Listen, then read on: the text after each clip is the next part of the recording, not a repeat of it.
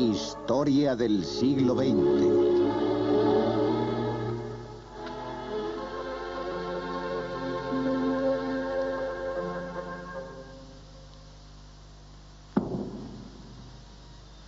Durante 27 años, Mao Zedong proyectó su imagen sobre China. Cuando murió, en 1976, la aflicción fue general. Nadie, ni siquiera los propios chinos, tenía una idea clara de lo que iba a suceder.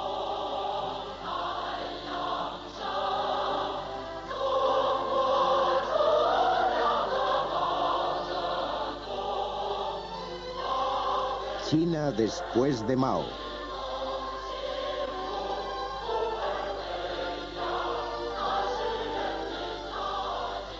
Había un sentimiento de inquietud. Unas semanas antes, un terrible terremoto había asolado el este de China y 250.000 personas habían muerto. Los campesinos decían que era un presagio. El viejo orden sería barrido. ¿Quién podía saber qué lo sustituiría? En abril, cuando ya Mao estaba enfermo, se produjeron motines en el mismo centro de Pekín porque la policía había quitado las coronas colocadas en memoria del último primer ministro, Zhou Enlai. Miles de personas se manifestaron contra los seguidores más extremistas de Mao, la llamada Banda de los Cuatro. El líder de este grupo radical era la propia esposa de Mao, Jiang Qin. Era una mujer ambiciosa y calculadora a la que no faltaba valor. Esperaba suceder a Mao y continuar e intensificar sus ideas revolucionarias. El hombre que sirvió de chivo expiatorio por los motines de Pekín fue su gran enemigo Deng Xiaoping. Él quería menos revolución y más realismo. Una política basada en el sentido común que elevara el nivel de vida de 1.000 millones de chinos y que hiciera al país próspero y fuerte. Su dicho preferido era: no importa que el gato sea blanco o negro, mientras sepa cazar ratones. En otras palabras, el mejor sistema es el que funciona. Con el tiempo, como veremos, las ideas de Deng triunfarían en China. 5 años después surgiría como líder indiscutible del país. Pero en 1976, la Banda de los Cuatro dijo que Deng quería volver al capitalismo y fue destituido. En su lugar, una figura mucho menos conocida, Hua Guofeng, fue designado sucesor forzoso a través de un pacto entre los radicales y aquellos que en secreto simpatizaban con la línea reformista de Deng. Como resultado de todo esto, cuando Mao murió el 9 de septiembre de 1976, China se encontraba frente a estas 3 posibles opciones. Primera, la de Jiang Qin, es decir, la de la Banda de los Cuatro. Igualitarismo de extrema izquierda y revolución permanente. Segunda, la de Deng Xiaoping. Modernización, elevación del nivel de vida y mayor contacto con el exterior. Tercera, la de Hua Guofeng, un punto medio entre las otras dos. Continuar la política revolucionaria de Mao, permitiendo también alguna modernización. La historia de China después de Mao fue durante mucho tiempo la historia de la lucha entre las 3 diferentes concepciones que estas personas representaban. En un primer momento, Hua tomó la delantera. Fue nombrado jefe del Partido Comunista Chino y 4 semanas después, apoyado por importantes jefes militares chinos, ordenó que la Banda de los Cuatro, Zhao Wenjian, Wang Yongwen, Chan Chunchao y Jiang Qin fuera arrestada. Se los acusó de intentar hacerse con el poder y se emprendió una gran campaña para desacreditarlos y culparlos de todo lo que se había hecho mal en China durante los últimos años de la vida de Mao. Los caricaturistas lo ridiculizaron con dureza.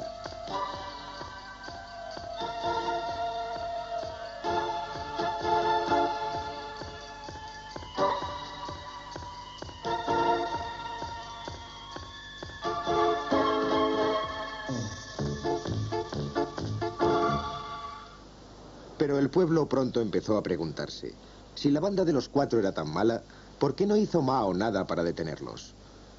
Y de esto a pensar que el propio Mao también se había equivocado a veces, solo había un paso. Entonces, ¿por qué tenía que seguir China apegada a sus ideas? Hua, nombrado por Mao, trató de evitar ese planteamiento. Si se hubiera demostrado que Mao había cometido errores, su propia posición se hubiera puesto en duda. A pesar de ello, demasiadas personas habían sufrido en China por culpa de la Banda de los Cuatro para que el asunto pudiese ser olvidado. Después de que Deng Xiaoping fuera rehabilitado en agosto de 1977, la verdad acerca de los últimos años de Mao y el terror que había reinado en China durante la Revolución Cultural empezaron a salir a la luz.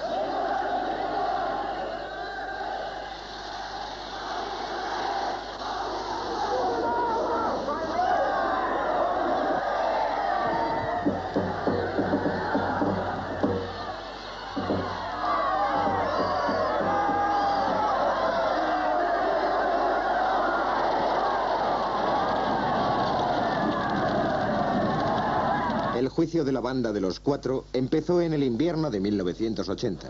Aunque no fueron los únicos sometidos a juicio, la viuda de Mao y sus 3 compañeros fueron los que más llamaron la atención.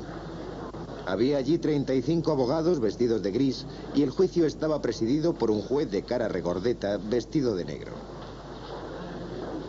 La Banda de los Cuatro fue acusada de perseguir a centenares de miles de personas durante la Revolución Cultural. Según se observa en la filmación cuidadosamente realizada por el gobierno chino, la viuda de Mao se mantuvo desafiante todo el tiempo.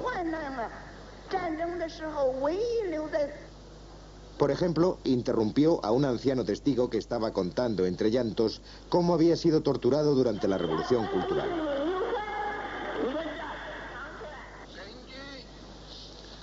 Cuando el juez ordenó a Jiang Qin que guardase silencio, ella se negó y dijo: «Usted está llamando a testificar a traidores y elementos peligrosos». Las amonestaciones no habían conseguido que callara y al final tuvieron que hacerla salir de la sala por la fuerza. 3 meses más tarde, el tribunal pronunció la sentencia.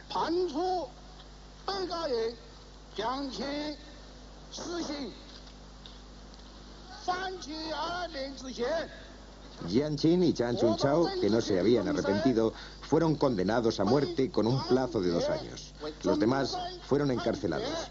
Pero seguramente lo más importante del juicio fue que marcó el rechazo final a la política de Mao. Hua fue acusado de haber intentado evitar que se conocieran esas verdades y en el verano de 1981 fue sustituido en la jefatura del partido por Hu Yaoban, el protegido de Deng. Y así, tras 5 años de lucha encarnizada, la Banda de los Cuatro estaba en la cárcel cumpliendo largas condenas. Hua estaba fuera de combate y Deng había salido triunfante.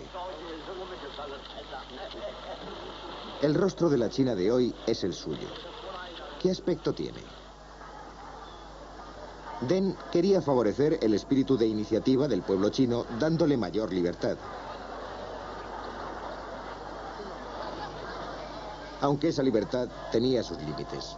Como comunista, Deng creía en un sistema de partido único en el que la clase obrera ejerciera la dictadura sobre sus enemigos. La tradición democrática que durante siglos se había desarrollado en Europa estaba por completo ausente. Solo 80 años antes, China todavía estaba gobernada por un emperador feudal.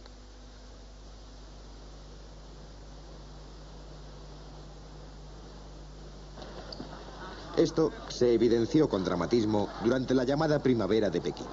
Durante las últimas semanas de 1978 y principios de 1979, los jóvenes empezaron a colocar carteles desafiando el orden establecido. Deng, en un primer momento, aprobó estos actos porque le ayudaban en su lucha contra Hua Guofeng, pero en cuanto empezaron a amenazar el poder del partido, Deng ordenó que acabasen.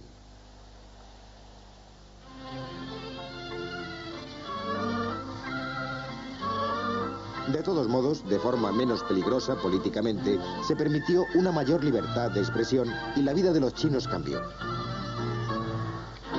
Por ejemplo, la música occidental podía ser escuchada públicamente.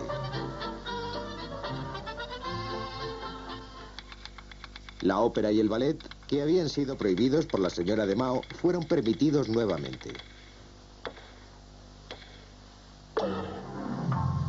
Y los jóvenes, interesados por las nuevas modas, pudieron bailar juntos.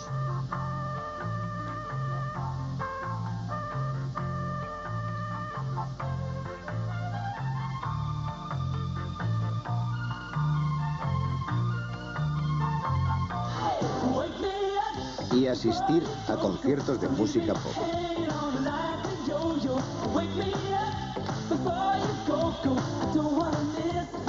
El mismo principio, mayor libertad y mayor campo para la iniciativa privada, se aplicó también a la economía. Pero aquí Deng introdujo un cambio mayor. Mientras Mao había querido que la gente trabajara de forma desinteresada por los ideales comunistas sin pensar en la recompensa material, Deng se dio cuenta de que la gente solo trabajaría bien si conseguía incentivos de orden práctico, más dinero y una vida mejor.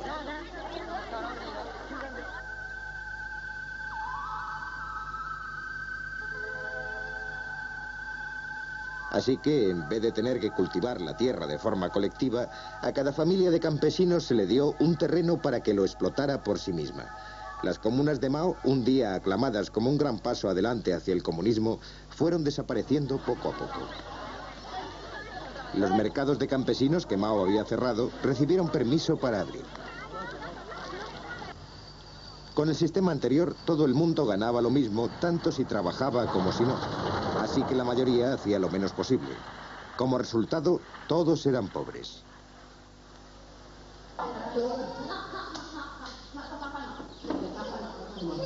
Con el nuevo sistema, cada familia era pagada conforme a sus resultados. De este modo, los que trabajaban más y tenían la suerte de haber recibido buenas tierras, podían enriquecerse y vivir cómodamente. Los que vivían en zonas de tierras pobres o no tenían trabajo, seguían siendo pobres, a menudo desesperadamente pobres. Esto llevaba a desigualdades entre ricos y pobres, no hasta el extremo de los países no comunistas que hubieran hecho que Mao se levantase de su tumba.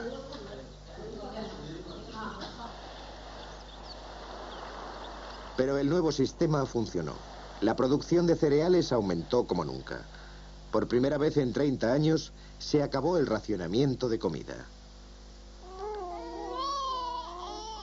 De todas formas, la libertad tenía un límite, pues Deng y sus colaboradores se dieron cuenta de que si China quería prosperar, el crecimiento de la población debía ser controlado.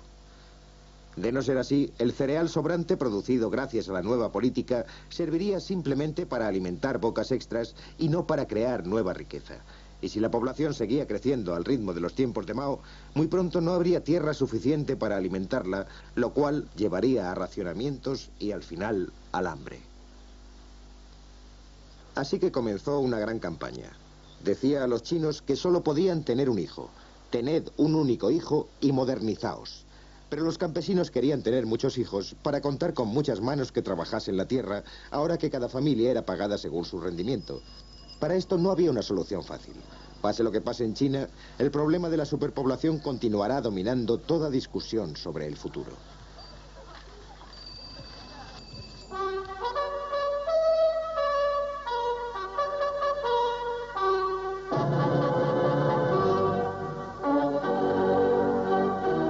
La misma mezcla de más libertad y más incentivos que se había llevado a cabo en la agricultura se extendió al comercio y a la industria.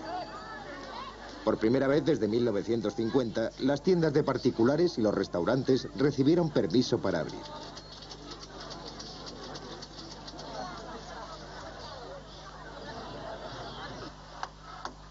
La artesanía tradicional fue fomentada de nuevo y se abrieron talleres particulares.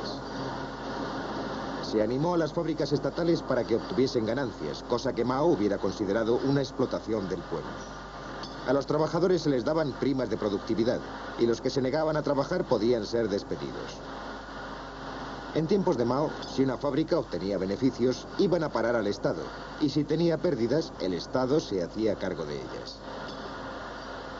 Deng, en lugar de esto, introdujo un sistema de reparto corporativo, de forma que si una fábrica iba bien, sus trabajadores podían quedarse con parte de los beneficios. ¿Estaba Deng realmente introduciendo el capitalismo, como había sostenido la banda de los cuatro y como estos anuncios parecen dar a entender? No, porque los medios de producción, las tierras, las fábricas, seguían perteneciendo a la comunidad y no a individuos aislados. Lo que Deng había hecho era introducir muchos de los métodos de los países capitalistas para hacer más eficaz el sistema comunista.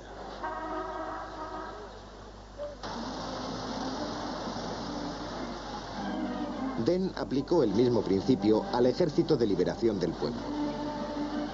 Mao lo había convertido en una fuerza política cuya tarea principal consistía en la difusión de sus ideas revolucionarias. Deng quería un ejército menos politizado, más reducido y más profesional. A los soldados se les dieron uniformes y se anunciaron planes para restablecer las insignias de rango que Mao había suprimido en favor de la igualdad.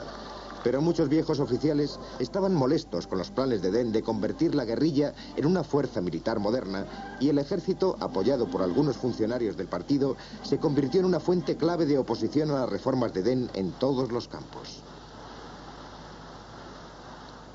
El efecto de estas reformas que siguieron a la muerte de Mao no puede ser exagerado. Tras 20 años de glorificación de las ideas de Mao, las reformas supusieron la aceptación de que esas ideas habían fallado.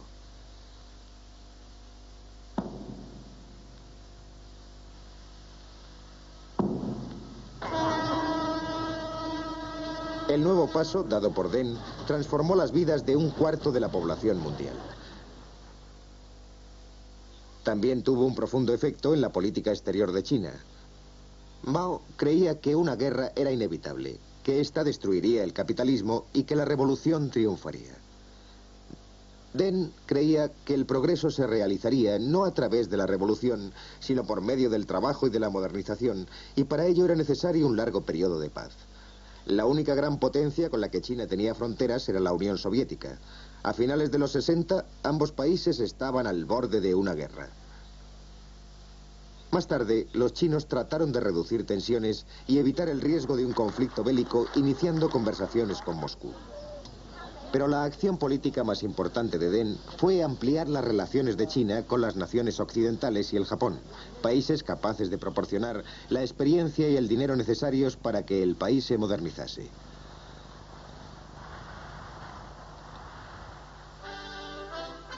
La política de autosuficiencia de Mao fue lentamente abandonada. China empezó a intentar obtener un mejor puesto en el mundo. Sus atletas participaron en los Juegos Olímpicos de 1984 por primera vez en 30 años. Y como una de las 5 potencias nucleares mundiales, China empezó a asistir a las negociaciones sobre desarme y se unió al Banco Mundial y al Fondo Monetario Internacional. En la primavera de 1979, Deng realizó una visita histórica a Estados Unidos para encontrarse con el presidente Carter. Un continuo flujo de líderes occidentales viajaron a Pekín, entre ellos el presidente Reagan y la señora Thatcher, que tenía un problema muy especial que discutir: Hong Kong. Esta isla capitalista en la costa sur de China había sido gobernada por Gran Bretaña desde 1843. Un siglo después, se había desarrollado allí una de las economías más dinámicas de Asia.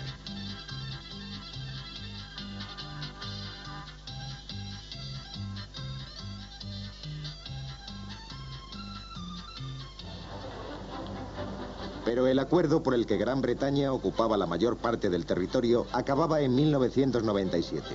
Para que los comerciantes no perdiesen la confianza, Gran Bretaña y China tuvieron que ponerse de acuerdo sobre lo que pasaría después de esa fecha.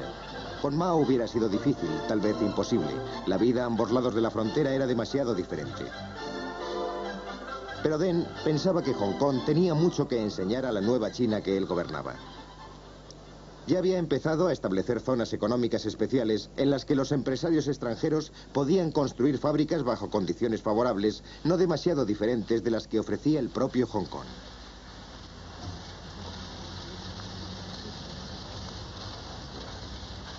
En 1984, Deng y la señora Thatcher firmaron un acuerdo por el que el dominio británico finalizaría en 1997 y Hong Kong se convertiría en un distrito administrativo especial de China, pero con garantías para sus habitantes de que el sistema capitalista continuaría por lo menos durante otros 50 años.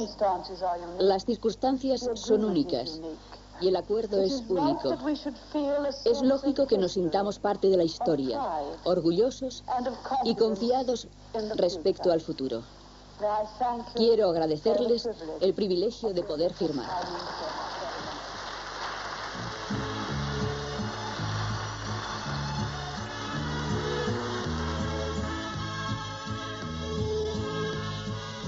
Deng esperaba que fuera el modelo de la unión definitiva de China y Taiwán. Pero llegue esto a suceder o no, el hecho de que se pudiera llegar a un acuerdo sobre Hong Kong ofreció una evidencia del sentido práctico y de la flexibilidad del nuevo gobierno chino.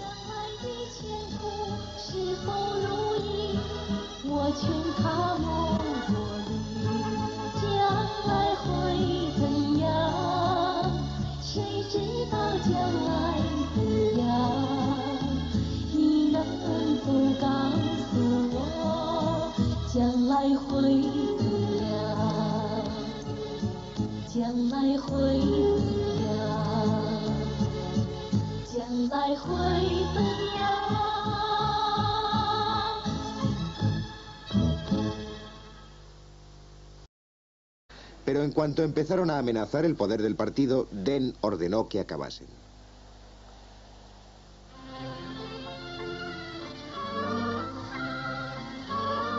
De todos modos, de forma menos peligrosa políticamente, se permitió una mayor libertad de expresión y la vida de los chinos cambió. Por ejemplo, la música occidental podía ser escuchada públicamente. La ópera y el ballet, que habían sido prohibidos por la señora de Mao, fueron permitidos nuevamente. Y los jóvenes, interesados por las nuevas modas, pudieron bailar juntos.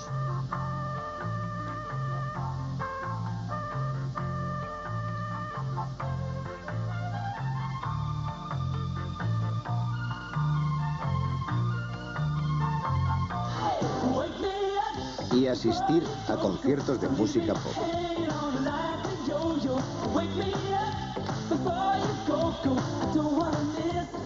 El mismo principio, mayor libertad y mayor campo para la iniciativa privada, se aplicó también a la economía. Pero aquí Deng introdujo un cambio mayor. Mientras Mao había querido que la gente trabajara de forma desinteresada por los ideales comunistas, sin pensar en la recompensa material, Deng se dio cuenta de que la gente solo trabajaría bien si conseguía incentivos de orden práctico, más dinero y una vida mejor.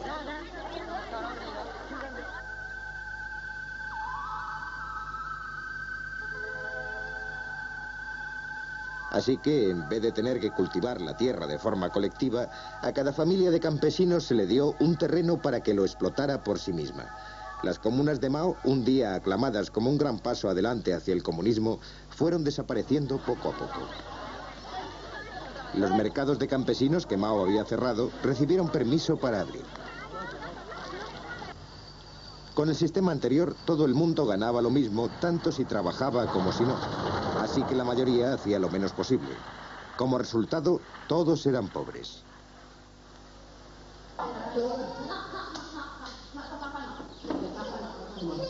Con el nuevo sistema, cada familia era pagada conforme a sus resultados. De este modo, los que trabajaban más y tenían la suerte de haber recibido buenas tierras, podían enriquecerse y vivir cómodamente. Los que vivían en zonas de tierras pobres o no tenían trabajo, seguían siendo pobres, a menudo desesperadamente pobres. Esto llevaba a desigualdades entre ricos y pobres, no hasta el extremo de los países no comunistas que hubieran hecho que Mao se levantase de su tumba.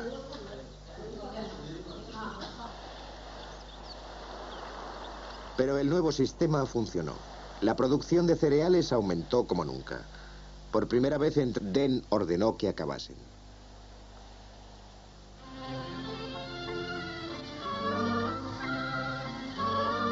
De todos modos, de forma menos peligrosa políticamente, se permitió una mayor libertad de expresión y la vida de los chinos cambió. Por ejemplo, la música occidental podía ser escuchada públicamente. La ópera y el ballet, que habían sido prohibidos por la señora de Mao, fueron permitidos nuevamente. Y los jóvenes, interesados por las nuevas modas, pudieron bailar juntos.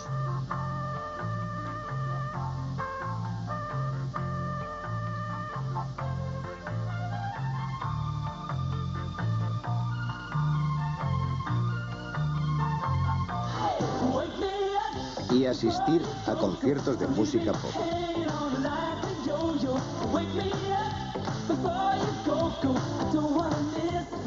El mismo mismo principio, mayor libertad y mayor campo para la iniciativa privada, se aplicó también a la economía. Pero aquí Deng introdujo un cambio mayor. Mientras Mao había querido que la gente trabajara de forma desinteresada por los ideales comunistas sin pensar en la recompensa material, Deng se dio cuenta de que la gente solo trabajaría bien si conseguía incentivos de orden práctico, más dinero y una vida mejor.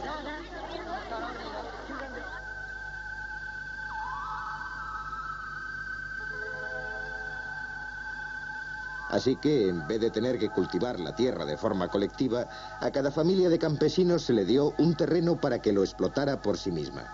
Las comunas de Mao, un día aclamadas como un gran paso adelante hacia el comunismo, fueron desapareciendo poco a poco. Los mercados de campesinos que Mao había cerrado recibieron permiso para abrir. Con el sistema anterior, todo el mundo ganaba lo mismo, tanto si trabajaba como si no. Así que la mayoría hacía lo menos posible. Como resultado, todos eran pobres.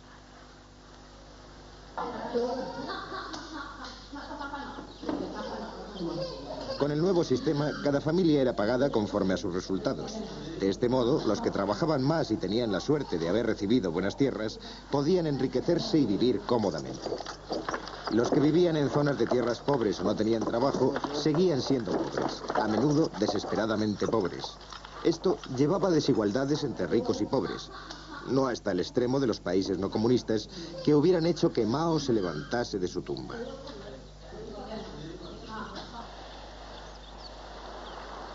Pero el nuevo sistema funcionó.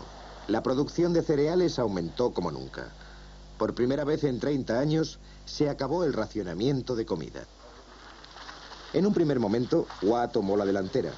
Fue nombrado jefe del Partido Comunista Chino y 4 semanas después, apoyado por importantes jefes militares chinos, ordenó que la banda de los 4, Zhao Wenjian, Wang Yongwen, Chan Chunchao y Jiang Qin, fuera arrestada. Se los acusó de intentar hacerse con el poder y se emprendió una gran campaña para desacreditarlos y culparlos de todo lo que se había hecho mal en China durante los últimos años de la vida de Mao. Los caricaturistas lo ridiculizaron con dureza.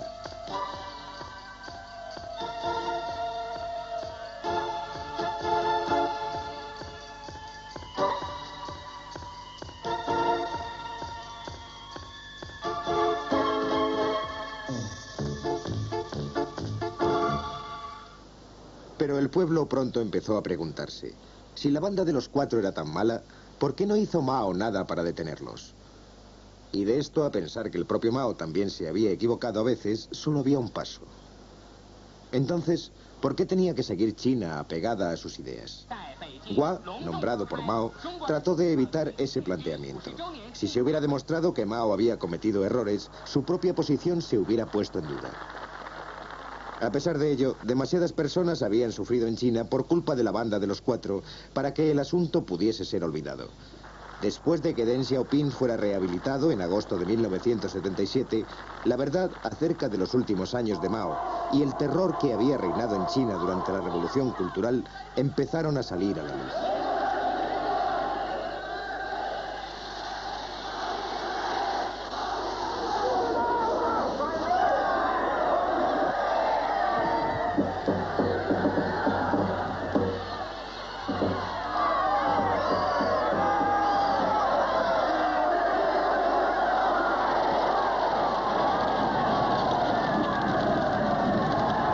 El juicio de la banda de los 4 empezó en el invierno de 1980. Aunque no fueron los únicos sometidos a juicio, la viuda de Mao y sus 3 compañeros fueron los que más llamaron la atención. Había allí 35 abogados vestidos de gris y el juicio estaba presidido por un juez de cara regordeta vestido de negro. La banda de los 4 fue acusada de perseguir a centenares de miles de personas durante la Revolución Cultural. Según se observa en la filmación cuidadosamente realizada por el gobierno chino, la viuda de Mao se mantuvo desafiante todo el tiempo. Por ejemplo, interrumpió a un anciano testigo que estaba contando entre llantos cómo había sido torturado durante la Revolución Cultural. También tuvo un profundo efecto en la política exterior de China. Mao creía que una guerra era inevitable, que ésta destruiría el capitalismo y que la revolución triunfaría. Deng creía que el progreso se realizaría no a través de la revolución, sino por medio del trabajo y de la modernización, y para ello era necesario un largo periodo de paz. La única gran potencia con la que China tenía fronteras era la Unión Soviética. A finales de los 60, ambos países estaban al borde de una guerra. Más tarde, los chinos trataron de reducir tensiones y evitar el riesgo de un conflicto bélico, iniciando conversaciones con Moscú. Pero la acción política más importante de Deng fue ampliar las relaciones de China con las naciones occidentales y el Japón, países capaces de proporcionar la experiencia y el dinero necesarios para que el país se modernizase.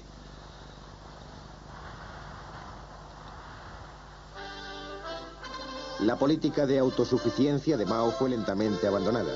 China empezó a intentar obtener un mejor puesto en el mundo. Sus atletas participaron en los Juegos Olímpicos de 1984 por primera vez en 30 años. Y como una de las 5 potencias nucleares mundiales, China empezó a asistir a las negociaciones sobre desarme y se unió al Banco Mundial y al Fondo Monetario Internacional. En la primavera de 1979, Deng realizó una visita histórica a Estados Unidos para encontrarse con el presidente Carter. Un continuo flujo de líderes occidentales viajaron a Pekín, entre ellos el presidente Reagan y la señora Thatcher, que tenía un problema muy especial que discutir: Hong Kong. Esta isla capitalista en la costa sur de China había sido gobernada por Gran Bretaña desde 1843. Un siglo después, se había desarrollado allí una de las economías más dinámicas de Asia.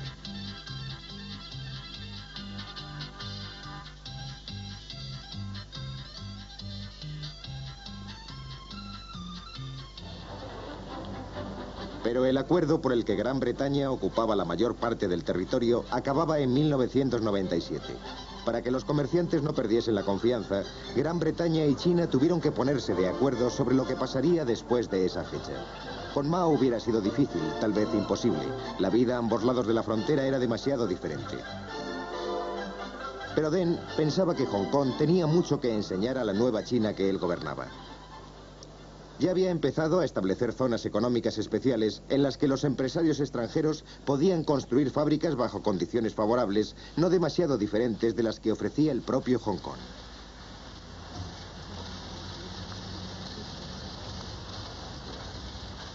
En Miltivo, de forma que si una fábrica iba bien, sus trabajadores podían quedarse con parte de los beneficios. ¿Estaba Deng realmente introduciendo el capitalismo como había sostenido la banda de los 4 y como estos anuncios parecen dar a entender? No, porque los medios de producción, las tierras, las fábricas, seguían perteneciendo a la comunidad y no a individuos aislados. Lo que Deng había hecho era introducir muchos de los métodos de los países capitalistas para hacer más eficaz el sistema comunista.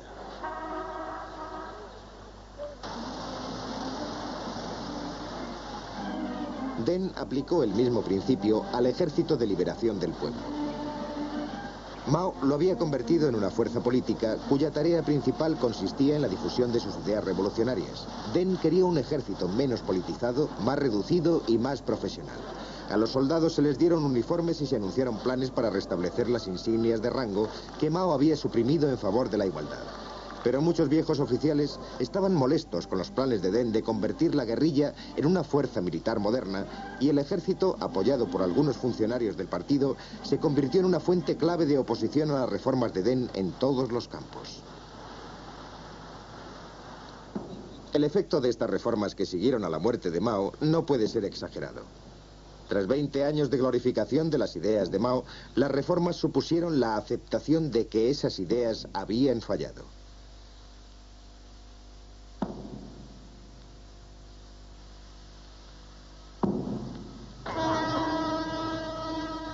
El nuevo paso, dado por Deng, transformó las vidas de un cuarto de la población mundial. También tuvo un profundo efecto en la política exterior de China. Mao creía que una guerra era inevitable, que ésta destruiría el capitalismo y que la revolución triunfaría. Deng creía que el progreso se realizaría no a través de la revolución, sino por medio del trabajo y de la modernización, y para ello era necesario un largo periodo de paz. La única gran potencia con la que China tenía fronteras era la Unión Soviética. A finales de los 60, ambos países estaban al borde de una guerra. Más tarde, los chinos trataron de reducir tensiones y evitar el riesgo de un conflicto bélico, iniciando conversaciones con Moscú. Pero la acción política más importante de Deng fue ampliar las relaciones de China con las naciones occidentales y el Japón, países capaces de proporcionar la experiencia y el dinero necesarios para que el país se modernizase.